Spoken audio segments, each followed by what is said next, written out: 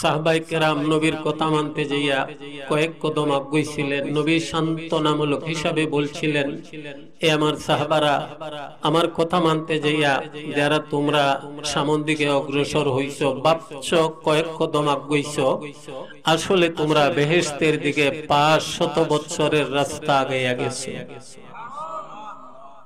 আল্লাহর ওয়াস্তে বলছি, কথাটা আপনারা একটু আগুইয়া বসেন, গায়ে গায়ে লাগিয়া বসেন, আজি আজি বসেন, মিলেমিশে বসেন। আমরা যত মিলেমিশে বসবো ততই আল্লাহ তাআলা, আপনি আমাকে আল্লাহ তাআলার রহমত, দয়া, মায়ার সঙ্গে মিলাই নেবেন। অল্প কথা বলবো, ভালো করে জেনে রাখুন, আপনি আমার আজকের এই বসাটা যদি নবীর সুন্নত মোতাবেক হয়ে যায়, আল্লাহর কাছে কবুল হয়ে যাবে। আর জীবনের কোনো একটা আমল যদি আল্লাহর কাছে কবুল হয়ে যায়, সারাটা দুনিয়া যদি স্বর্ণে ভর্তি হয়ে যায়, সারা দুনিয়ার যে দাম, আপনার এই আমলের হবে আরো বেশি দাম। আরো জেনে রাখবেন, মনে করেন কেউ যদি সারা দুনিয়ার মালিক হয়ে যায়, যত লাভ, কারো জীবনের কোন আমল কবুল হইয়া গেলে এই আমলের আরো বেশি লাভ। কখন আমাদের আমল কবুল হবে? যদি আমলখানা নবীজির সুন্নত মোতাবেক হয়ে যায়। আবারও বলছি, কারোর সামনে ডানে বামে যেন খালি জায়গা থাকে না। একটু আজি আজি বসেন, মিলেমিশে বসেন, অল্প সময় কথা হবে। আলহামদুলিল্লাহ, সুম্মা আলহামদুলিল্লাহ। আমি আমার কথা এখান থেকে শুরু করছি।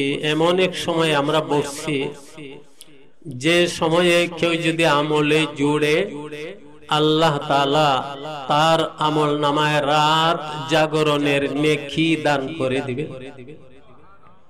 এই কথাটাই আল্লাহ তাআলা 19 পারার সূরা ফুরকানের শেষ দিক দিয়া 13টা গুণের কথা আল্লাহ নিজে বলছেন, যে গুণগুলো কারো কাছে যদি আইসা যায়, আল্লাহ তাআলা তাদের আল্লাহর খাস ওলি বানায় নেবেন। বলেন সবাই, আল্লাহর ওলি হইতে, আল্লাহর মায়ার হইতে সবাই রাজি আছেন? পারা নং 19, সূরার নাম সূরা ফুরকান। এর শেষ দিকে আল্লাহ তাআলা এমন 13টা গুণের কথা বলছেন, যে গুণগুলো কারো কাছে যদি আইসা যায়, আল্লাহ তাদের আল্লাহর খাস ওলি বানায় নেবেন। একটা মানুষ যদি আল্লাহর খাস ওলি হয়ে যায়, মুখ থেকে তার কথা বাহির হইতে দেরি হয়, অ্যাকশন হইতে দেরি হয় না। প্রমাণ স্বরূপ, বেশি দিন আগের কথা নয়, শেখ বাগা রহমতুল্লাহ আলাইহি, শেখ বায়ামপুরি রহমতুল্লাহ আলাইহি সুরমা নদীর সফর করেন। বায়ামপুরি সাহেব রহমতুল্লাহ আলাইহি বলতেছেন, হযরত, সুরমা নদীর পানির নিচে তো বড় বড় মাছ আছে, বোয়াল মাছ আছে, একটা ফাইলে তো খাইতাম। শেখ বাগা রহমতুল্লাহ আলাইহি বলেন, বোয়াল মাছ খাইতে 1-2 মিনিট যাইতে না যাইতে দেখা যায় পানির নিচ থেকে লাফ দিয়া বড় একটা বোয়াল মাছ তাদের নৌকায় উঠে গেছে। আর একটু আওয়াজ দি সুবহানাল্লাহ। এইবারে বাগার সাহেব রহমতুল্লাহ আলাইহি বলেন, বাইমপুরি বোয়াল মাছ চাইছিলে, আল্লাহ তো মিলিয়ে দিছেন, খাওয়ার ব্যবস্থা করো। তো বায়ামপুরি সব খান দেন। এই কাঞ্চ কেন? বলে, তো আমি তো বুঝি নাই, আমার সমস্যা হয়ে গেছে। আমি যদি আসলে বুঝতাম, তাইলে আমি বোয়াল মাছ না চাইয়া আপনার কাছে চাইতাম, দোয়া করুন আল্লাহ যেন ইলমে মারিফতের নূর দান করে দেন। আমি তো ইলমে মারিফত না চাইয়া বোয়াল মাছ চাইছি। কি ছিল তাদের অবস্থাটা? ও চাইতে দেরি, পাইতে দেরি না। এরপরও তো তাদের অবস্থান এমন ছিল, বায়ামপুরি রহমতুল্লাহ আলাইহির ইন্তেকালের পর ওনার কবর থেকে দামি দামি আতরের চারো সুঘ্রাণ বাইসা উঠছিল। শেখ বাগা রহমতুল্লাহ আলাইহি, আমরা বাগা সফর করি, ওখানে একটা লম্বা দৌড়ের নাও বানাইছে, ওই নাওর 22 দিবে। বাগার স্যার রহমতুল্লাহ আলাইহি দেখে বুঝছিলেন, এইটা কি রে, এগুলিটা নাও বানাইছে, দৌড়াইবে। হাতে ছিল গল্লার ছুরি, গলার মধ্যে যেমনি আঘাত করছেন, সাথে সাথে নৌকার সব তক্তা জইরা পইড়া গেছে। আওয়াজ দি সবাই বলেন, আল্লাহর ওলি হইলে লাভ না খাস্তা। আপনারা জানেন শেখ ফরিদুদ্দিন শুকুরগুঞ্জি রহমতুল্লাহ আলাইহি। শুকুর তো ফার্সি শব্দ, চিনি, ওনার নাম তো ফরিদুদ্দিন। শুকুরগুঞ্জি কেমনে হইল? অত গ্রামের নিসবত না হয়। ঘটনা এই ঘটছে, নৌকা পথে চিনির বস্তা নিয়ে এক লোক রওনা দিছে, বাজারে বিক্রি করবে। আল্লাহর ওলি ফরিদুদ্দিন নদীর কিনারে বসা। মাঝি ভাই নৌকায় কি? মনে মনে ভাবতেছে, চিনি বললে হয়তো উনি বলবেন এক বস্তা চান্দা দিয়া যাও, কিন্তু হুজুর লবণ লবণ যাও লবণ যাও লবণ বলার সাথে সাথে তার সব চিনির বস্তা লবণ হয়ে গেছে। বাজারে নিয়ে গেছে বিক্রি করবে। মার্চেন্ট জেনারেল বলে, আমি তো চিনি চাইছি, কি নিয়ে আইছো? বলে, আমিও তো চিনি লই আইছি। বলে, দেখো তো। কইলা দেখে সব বস্তা লবণ হয়ে গেছে। তার দিলে ধাক্কা দিছে, খাম তো ওখানে হইছে। আবার সব বস্তার মুখ বাইন্দা বিপরীত পথে যাইতেছে। যাই এসে দেখে আল্লাহর ওলি নদীর কিনারে ওই বসা।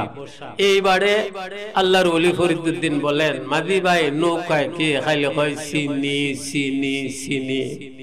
আল্লাহর ওলি বলেন, চিনি যাও চিনি। ওই যাও চিনি বলার সাথে সাথে আবার সবগুলো লবণের বস্তা চিনি হয়ে গেছে। আওয়াজ দি সবাই বলেন, আল্লাহর ওলি হইলে লাভ না খাস্তা। 13টা গুণের কথা বলা তো একদিনে কিছু সময় সম্ভব না। একটা গুণ,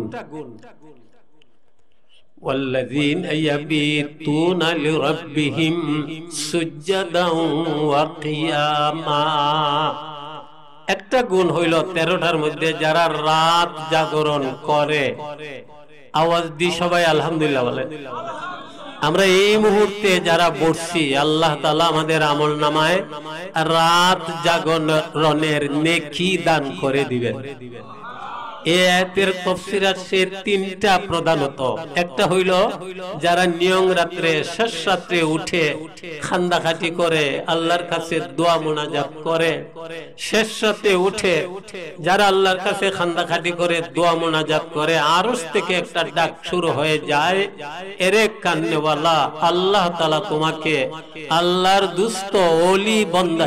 আমি আমার মন থেকে সময়ের তাকাদা হিসাবে বলছি, এই মুহূর্তে আমরা যারা এখানে বসে আছি, এইভাবে যদি এশার পর পর ঘুমাবার আগে আগে কিছু আমলে জুটতে পারি, আল্লাহ তাআলা আমাদেরকে রাত জাগরণের নেকি দিয়া আল্লাহ আমাদেরকে আল্লাহর ওলি বানিয়ে নেবেন। আওয়াজ দিয়ে সবাই বলেন, এইভাবে রাতের এই অংশে কিছু আমল করতে সবাই রাজি আছেন? ইতিহাসের তথ্য থেকে আপনাদের সামনে বলার চাই, কাদসিয়ার যুদ্ধের একটা অংশ। যুদ্ধ চলতেছে, জয় পরাজয় নাই। হঠাৎ করে মুসলমান সেনাপতি সৈন্যদের বলতেছেন, আজকের রাত কেউ ঘুমাইতে পারবে না। কি করব? বলে, কেউ আল্লাহর কোরআন হাতে নিয়ে তেলাওয়াত শুরু করে দাও। আজকে তো তেলাওয়াতের অভাব।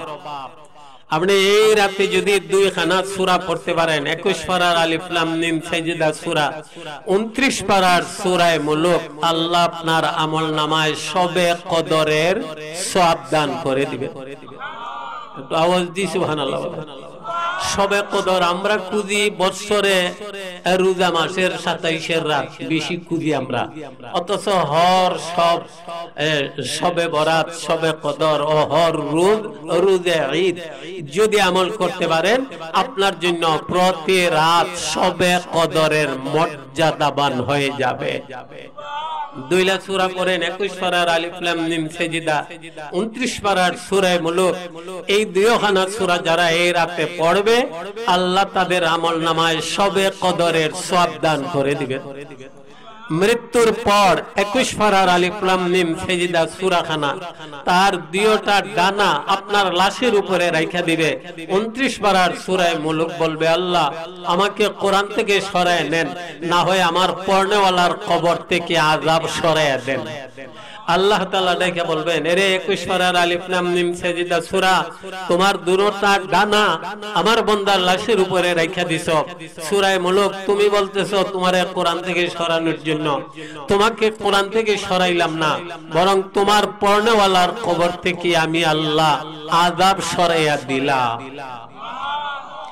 গেল রাত গেছে জুমার রাত, নবী বলেন জুমার রাতে যারা সূরা দুখান পড়বে, 25 পারায় আছে সূরা দুখান, আল্লাহ তার আমলনামায় সবে কদরের সওয়াব দান করে দিবে। মেরে মাহতারাম, এইভাবে আপনি প্রতি রাত যদি সূরা দুখান পড়তে পারেন, 25 পারায় সূরা দুখান যদি প্রতি রাত আপনি পড়তে পারেন, প্রতি রাত আল্লাহর নূরের তৈরি 70,000 ফেরেশতারা সারা রাত আপনার জন্য আল্লাহর কাছে দোয়া করতে থাকবে। মেরে মোহতরম, আমরা আমলে ঝুড়ি। সেনাপতি বললেন আজকের রাত কেউ ঘুমাইতে পারবে না, তোমরা আল্লাহর কোরআন হাতে নিয়ে তেলাওয়াত শুরু করে দাও। আওয়াজ দিয়ে সুবহানাল্লাহ বলেন। আরো বলছি আপনাদের, ঘুমানোর সময়ে আপনি সূরা বাকারার প্রথম 4 আয়াত মুফলিহুন পর্যন্ত, এরপরে আয়াতুল কুরসি সহ হুম ফিহা খালিদুন 3 আয়াত, শেষ রুকু লিল্লাহি মা ফিস সামাওয়াতি ওয়া মা ফিল আরদ, এ থেকে নিয়ে শেষ পর্যন্ত 3 আয়াত সূরা বাকারার এই 10 আয়াত পড়া যারা ঘুমায়া যাবে, তারে তার বউয়েরে তার ছেলে মেয়েদেরে আল্লাহ তাআলা জিন ভূত ফেরত ওদের অ্যাকশন থেকে আল্লাহ হেফাজতে রাখবেন। এই 10 আয়াত পড়া যদি কেউ ঘুমায় যায়, কিতাবে পরিষ্কার লেখা, আল্লাহ তাআলা খুশি হইয়া এই 10 আয়াত পড়নেওয়ালার ঘরকে আল্লাহ চোর ডাকাত সন্ত্রাসীদের হাত থেকে হেফাজতে রাখবেন। এই 10 আয়াত পড়নেওয়ালার ঘরকে আল্লাহ তাআলা আগুনে পুড়ে যাওয়া থেকে হেফাজতে রাখবেন। এই 10 আয়াত পড়নেওয়ালার ঘরকে আল্লাহ তাআলা ভূমিকম্প যদি শুরু হয়ে যায়, ভূমিকম্পে বৈশালে 10 যাওয়া থেকে আল্লাহ তার ঘরকে হেফাজতে রাখবেন। এই 10 আয়াত পড়নেওয়ালা পয়রা যখন ঘুমাবে, আসমান থেকে স্পেশাল একজন ফেরেশতা সারা রাত তার ঘরের পাহারাদারি করবে।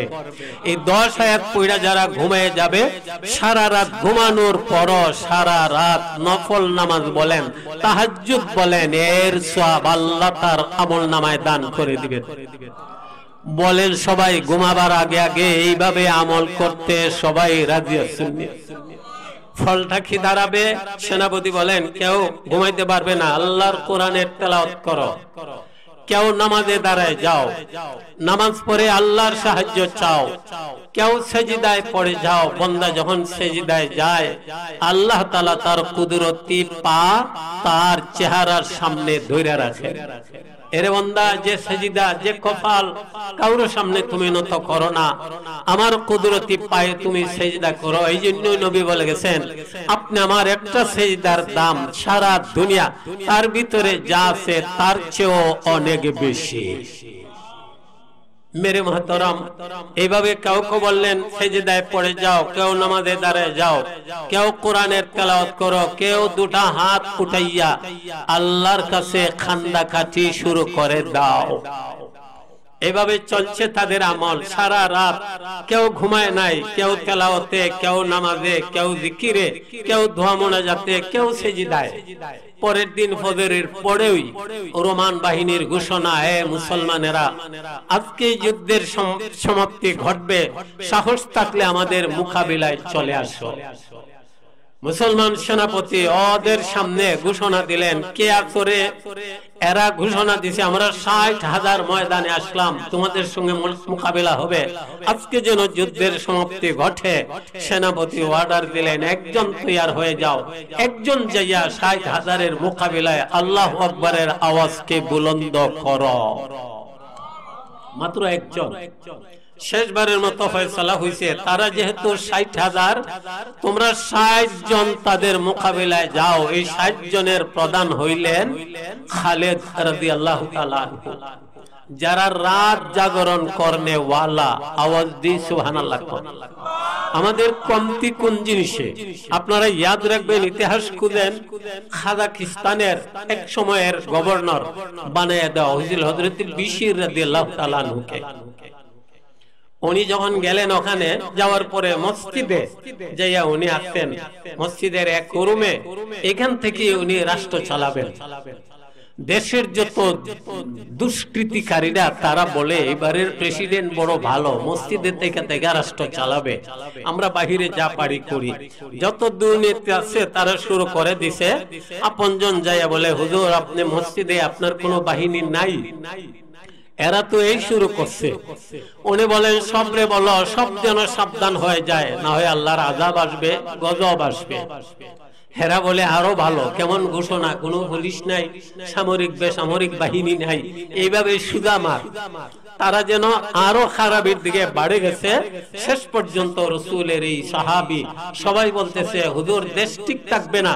উনি বলেন আমার একটা ঘোষণা সবাইকে জানায় দাও সতর্কবাণী হিসাবে, আজকের রাত কেউ যেন বাহিরে থাকে না, যারা বাহিরে থাকবে তাদের জন্য সমস্যা হবে। কাজাকিস্তানের গভর্নর সমস্যা হবে। দুষ্কৃতিকারীরা বলে আজকের রাতে মানুষ তো সব ঘরে থাকবে, যা লুটপাট করার আজকেই কইরা নাও। এই তারা সুযোগের সন্ধানে আল্লাহ রাসূলের সাহাবী সারাটা রাত আল্লাহর ঘর মসজিদে থেকে থেকে সিজদায় পড়ে পড়ে আল্লাহর কাছে দোয়া মোনাজাত শুরু করে দিলেন। আল্লাহ রাষ্ট্রের অবস্থা ভালো না, আজকের রাতে আল্লাহ দুষ্কৃতিকারীদের হাত থেকে সারাটা দেশকে আল্লাহ হেফাজত করে নেন। রাসূলের সাহাবী মসজিদে থেকে থেকে খোদার নিকট দোয়া করেন। আল্লাহ তাআলার কি ব্যবস্থাপনা, রাসূলের সাহাবীর এই দোয়া মোনাজাতের ফলাফল হিসাবে যখন উনি ঘোষণা দিলেন রাত্রে তোমরা কেউ বাহিরে থাকবে না, আল্লাহ তাআলা জঙ্গলার হিংস্র জানোয়ারেরা বাঘ ভাল্লুকদের পাঠিয়ে দিবেন। এই দেশের গভর্নর রাসূলের সাহাবীর কথা যারা মানবে না, যারা বাহিরে থাকবে, একজনকে তোমরা জিন্দা ছাড়বে না, সবরে মাইরা খতম করে দাও। সুবহানাল্লাহ বলেন। ঘটনা দেখা গেছে পরের দিন মুসলমান ও আমিরে জামাত ওনার গভর্নর এই দেশের রাসূলের সাহাবী, ওনার কথা যারা মানে নাই, যারা বাইরে ছিল লুটপাটের উদ্দেশ্যে, জঙ্গলার হিংস্র জানোয়ারেরা আইসা এক রাতেই তাদের মাইরা খতম কইরা সারাটা রাষ্ট্রে নিরাপত্তায় পৌঁছাইয়া দিছে। আর চুরেরা নাই, ডাকাইতেরা নাই, কেউ নাই। আমার মন বলা চাই ছোট মুখে বড় কথা, আজও যদি এই ধরনের মানুষ তৈয়ার হয়ে যাইত, আল্লাহ তাআলা এইভাবে রাতেরে ইবাদত বন্দেগীর বদলে সারা দেশে আল্লাহ তাআলা শান্তির ফেদা কায়েম করে দিতেন। পরের দিনের যুদ্ধ সেনাপতি বললেন যাও 60 জন 60,000-এর মোকাবিলায়। তারা চলে গেছেন। জাবাল ইবনুল আইহাম তাদের সেনাপতি। খালিদ রাদিয়াল্লাহু তাআলা আনহুকে বলেন খালেদ তোমার মতো বেয়াকল মানুষ আর পাইলাম না, এমন তো শুনি পৃথিবী বিখ্যাত একজন জেনারেল, আমরা 60,000-এর মোকাবিলায় 60 জন কোন আকলে আসছো?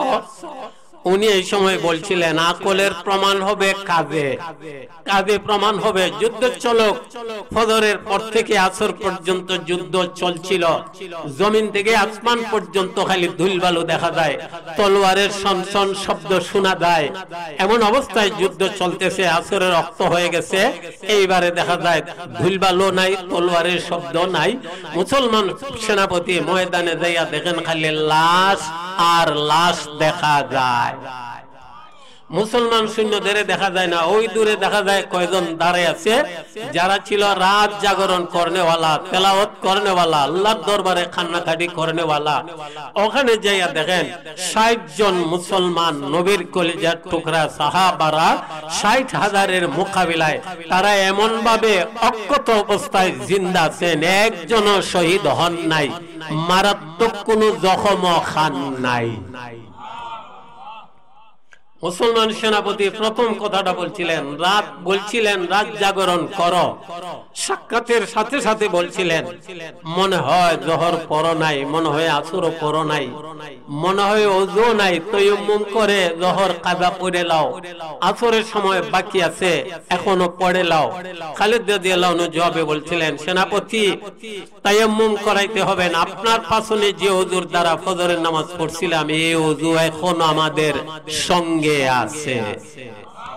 আমরা জোহর এবং আসর দুই ওয়াক্তের নামাজ জামাতের সঙ্গে আদায় করছি। আওয়াজ দি সবাই সুবহানাল্লাহ। ঘটনা কি ঘটছে? রোমান বাহিনী হেরাক্লিয়াসের রাজ দরবারে যাইয়া বলে যুদ্ধ আপোষ করে নেন, নয় চাকরি চাইরে দিমু খেনে রে, ও খেনে বুঝাইতে পারবো না। বলে কিছু কস না, বলে কিছু বলবো। এক দল দূরে যাইয়া তারা জামাতের সঙ্গে নামাজ আদায় করে, আর এক দল আমাদের মোকাবিলায় তলোয়ার নিয়ে দাঁড়ায় থাকে।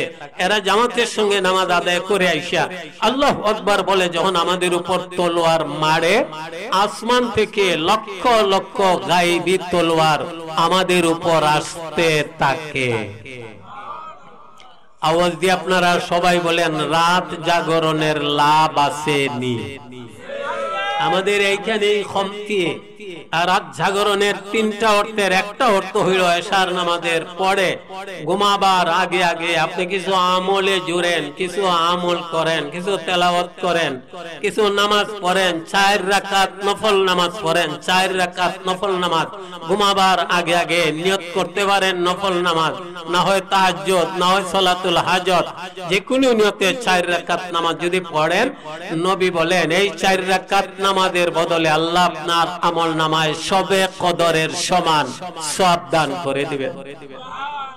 এভাবে আপনার আমল বাড়ায় দেন। আপনি মনে রাখবেন ঘুমাবার আগে আগে এক প্রকার ইস্তেগফার যদি 3 বার পড়তে পারেন, আজকে আমলের অভাব, যদি 3 বার পড়তে পারেন, কিতাবে পরিষ্কার লেখা সমুদ্রের ফেনা অনুযায়ী গুনাহ হইল, আল্লাহ আপনার সেই পরিমাণ গুনাহগুলো মাফ করে দিবেন। ঘুমাবার আগে আগে ওই ইস্তেগফার আপনি যদি 3 বার পড়তে পারেন, পৃথিবীর গাছপালার পাতার সংখ্যা অনুযায়ী গুনাহ হইল, আল্লাহ আপনার সেই পরিমাণ গুনাহগুলো মাফ করে দিবেন। ঘুমাবার আগে আগে ওই ইস্তেগফার আপনি যদি 3 বার পড়তে পারেন, পৃথিবীর দুইল বালুর সংখ্যা অনুযায়ী গুনাহ হইল, আল্লাহ আপনার সেই পরিমাণ গুনাহগুলো মাফ করে দিবেন। বলেন সবাই ঘুমাবার আগে আগে কিছু আমল করতে সবাই রাজি আছেন? আমি খুশিতে বলছি আমরা এই মুহূর্তে যারা বসা আছি, আল্লাহ আমাদের আমল নামায় রাত জাগরণের নেকি দিয়া আল্লাহর ওলিদের লিস্টিতে আল্লাহ যেন আমাদের নাম উঠায় নেন। সবাই আমিন বলেন। কি ইস্তেগফার কিছু শিখি। আস্তাগফিরুল্লাহাল আযীম আল্লাযী লা ইলাহা ইল্লা হুয়াল হাইয়ুল কাইয়্যুম ওয়া আতুবু ইলাইহি। আস্তাগফিরুল্লাহাল আযীম আল্লাযী লা ইলাহা ইল্লা হুয়াল হাইয়ুল কাইয়্যুম ওয়া আতুবু ইলাইহি। আস্তাগফিরুল্লাহাল আযীম আল্লাযী লা ইলাহা ইল্লা হুয়াল হাইয়ুল কাইয়্যুম ওয়া আতুবু ইলাইহি। তেমন লম্বা নাই তো, যদি 3 বার পড়া ঘুমায়া যান, সমুদ্রের ফেনা অনুযায়ী গুনাহ হইল মাফ, পৃথিবীর গাছপালার পাতার সংখ্যা অনুযায়ী গুনাহ হইল মাফ, পৃথিবীর দুইল বালুর সংখ্যা অনুযায়ী গুনাহ হইল মাফ। আওয়াজ দি সবাই সুবহানাল্লাহ। কয়েকবার দুরূদ শরীফ পড়েন, জিকির করতে করতে আপনি ঘুমায়া যান, সারা রাত নফল বন্দেগীর সওয়াব পাবেন আর আরামে ঘুমাবেন। ঘুম থেকে উঠছেন, ফজরের নামাজ খানা আপনি জামাতের সঙ্গে আদায় করেন। আওয়াজ দিয়ে সবাই বলেন ফজরের নামাজ জামাতের সঙ্গে আদায় করতে রাজি আছেন? আমাদের গাফলাত কোন জায়গায়? আলা হযরত আমির রাদিয়াল্লাহু তাআলা আনহু 4000 মুজাহিদিন সাহাবাদের নিয়ে রওনা দিবেন জাহাদের পথে। হঠাৎ করে সৈন্যরা বলে সেনাপতি পানি নাই তো। উনি বলেন চিন্তারও কারণ নাই, 2 রাকাত নফল নামাজ পড়ে ইয়া হালিম ইয়া আলিম ইয়া আলী ইয়া আযীম এই বলে দোয়া শুরু করে দিয়েছেন। দোয়া থেকে হাত নামাবার আগে আগে তাদের যে পরিমাণ পানির প্রয়োজন, এই পরিমাণ পানি আল্লাহ তাআলা আসমান থেকে মেঘ আকারে তাদের সামনে পাঠাইয়া দিয়েছেন। পানির জরুরত পুরা হয়ে গেছে। সেনাপতি আলা হযরত আমির রাদিয়াল্লাহু তাআলা আনহু বলছিলেন সামনে চলো। সামনে যাওয়ার পর পড়ছে সমুদ্র। সেনাপতি বলেন সমুদ্র পাড়ি দিয়েও পাড়ে যাইতে হবে। সৈন্যরা বলে সেনাপতি সমুদ্র পাড়ি দেওয়ার তো ব্যবস্থাপনা নাই, কেমনে যাব? আবার সেনাপতি বললেন আমাকে 2 রাকাত নামাজের সময় দাও। আবার 2 রাকাত নামাজ পড়ে ইয়া হালিম ইয়া আলিম ইয়া আলী ইয়া আযীম এই বলে দোয়া শুরু করে দিলেন।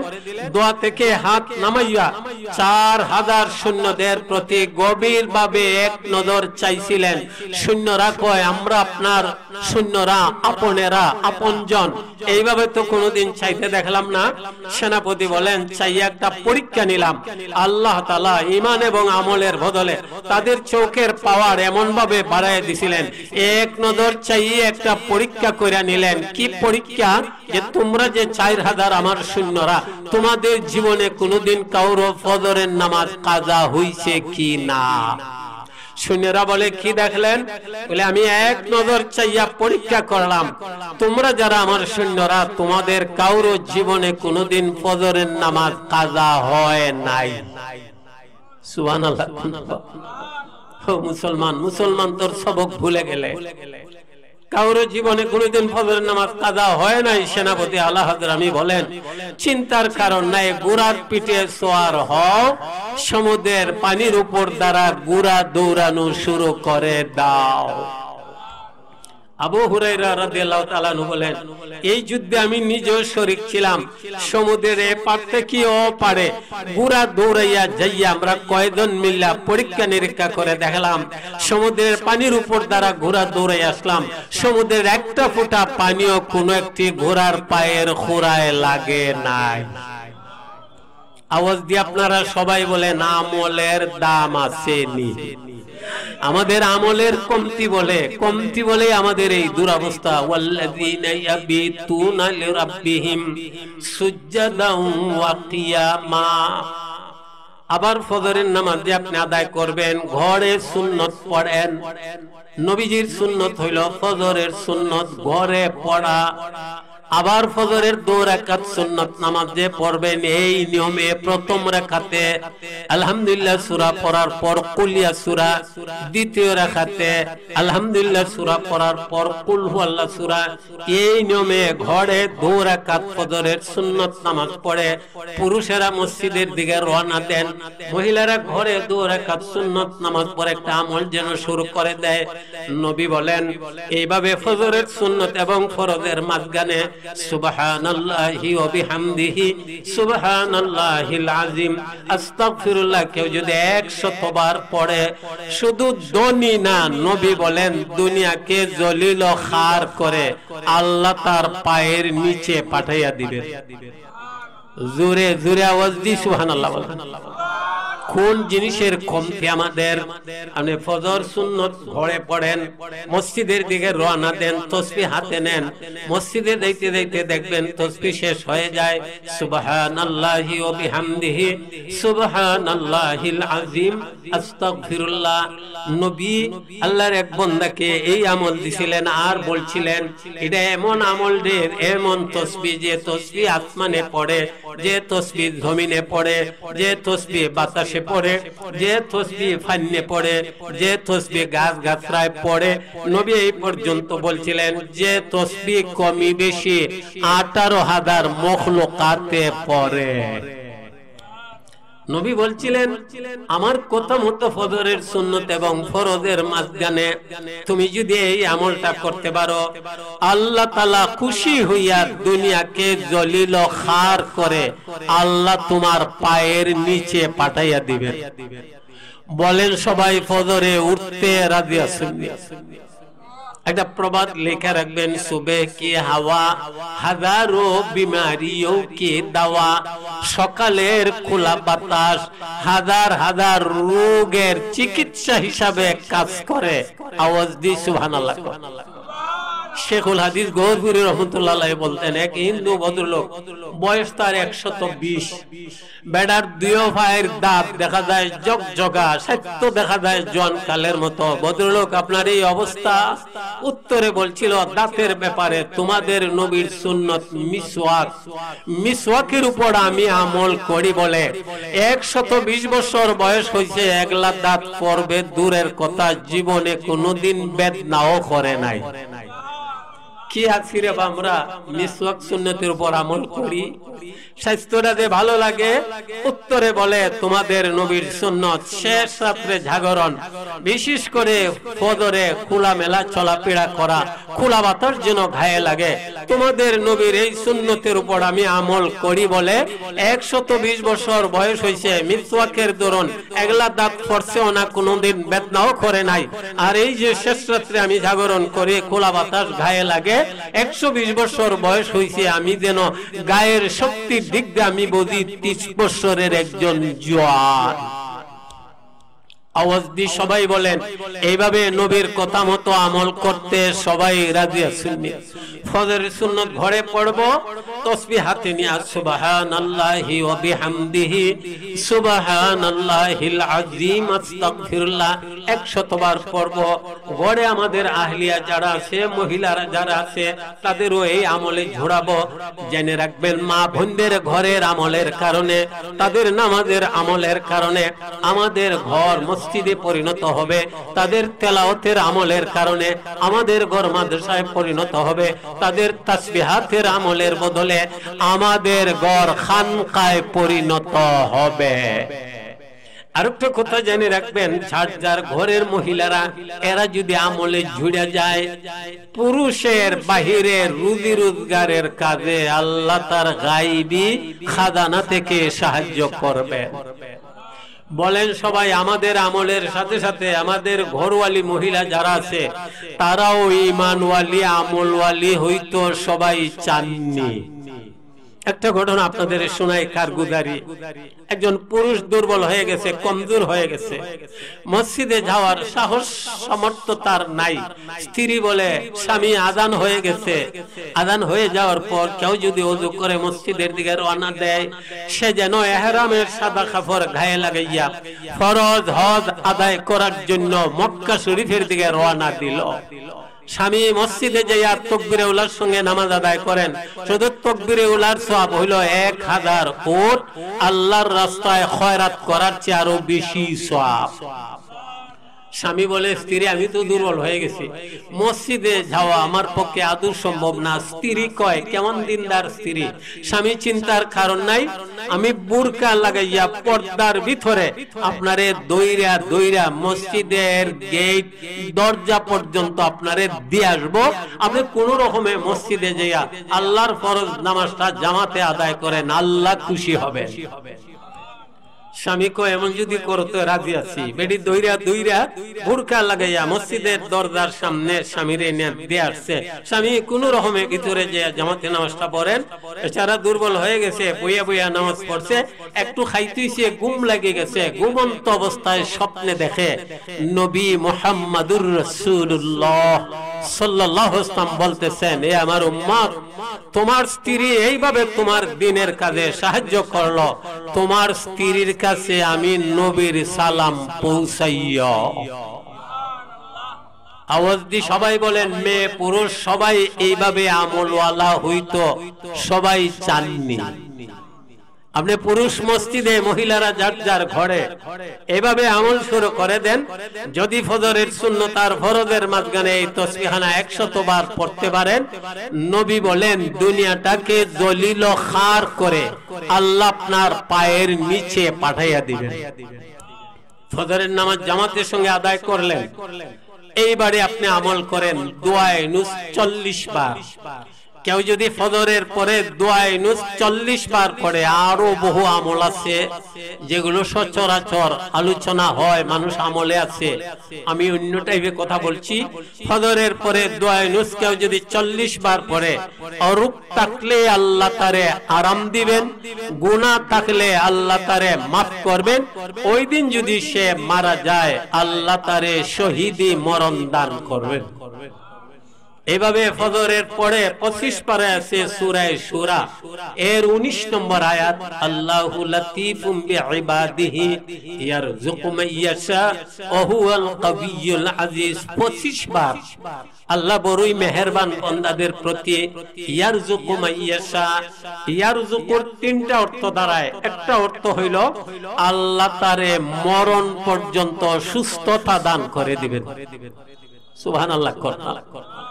আল্লাহ যারে সুস্থতা দেন এর চেয়ে বড় রিজিক আর কিছু হইতে পারে না। মুফাসসিরিনে কেরাম ইয়ারযুকুর 1 নম্বর অর্থ উঠান সুস্থতা, 2 নম্বরে ইয়ারযুকুর অর্থ হইল আল্লাহ তারে ইবাদত বন্দেগীর তৌফিক দান করে দিবেন। 3 নম্বরে ইয়ারযুকুর অর্থ হইল আল্লাহ সরাসরি আল্লাহ তার গায়বী ধনের ভান্ডার থেকে আল্লাহ তারে রিজিক টাকা পয়সা দান করে দিবেন। ভারতবর্ষের সবচেয়ে বড় আল্লাহর ওলি হাজী ইমদাদুল্লাহ মুহাজিরে মক্কি রহমাতুল্লাহ আলাইহি পরীক্ষা নিরীক্ষা করে বলে গেছেন, ফজরের পরে প্রতিদিন এই আয়াতখানা যারা 70 বার করে পড়ার অভ্যাস বানাবে আল্লাহ তারে সুস্থ রাখবেন, আল্লাহ তারে ইবাদত বন্দেগীর তৌফিক দিয়া আল্লাহ তারে এমন ভাবে রিজিক দান করবেন মরণ পর্যন্ত সে অভাব চিনবে না। আওয়াজ দি সবাই বলেন এইভাবে আমলে জুড়তে সবাই রাজি আছেন? জোরে কোন রাজি আছেননি? আল্লাহ তাআলা আমরা সকলকে যেন আর রাতের এই অংশে প্রতি রাত আমি কয়েকটা আমলের কথা বললাম, আল্লাহ আমাকে আপনারা সকলকে যেন আমলের তৌফিক দেন, বিশেষত ফজরে উঠে নামাজ পড়ে আমরা যেন এইভাবে আমল করতে পারি সারাটা দিন। আল্লাহ তাআলা আমার জন্য আরামের ব্যবস্থা করে দিবেন। এইভাবে আমল করে করে যে মানুষ দুনিয়া থেকে বিদায় নিবে সে আল্লাহর ওলি হইয়া দুনিয়া থেকে বিদায় নিবে। আল্লাহ তাআলা আমরা সকলকে যেন এইভাবে আমল করে করে আল্লাহর প্রিয় হইয়া দুনিয়া থেকে বিদায় নিতে পারি। আল্লাহ যেন আমাদের তৌফিক দেন। আওয়াজ দিয়ে সবাই আমিন বলেন।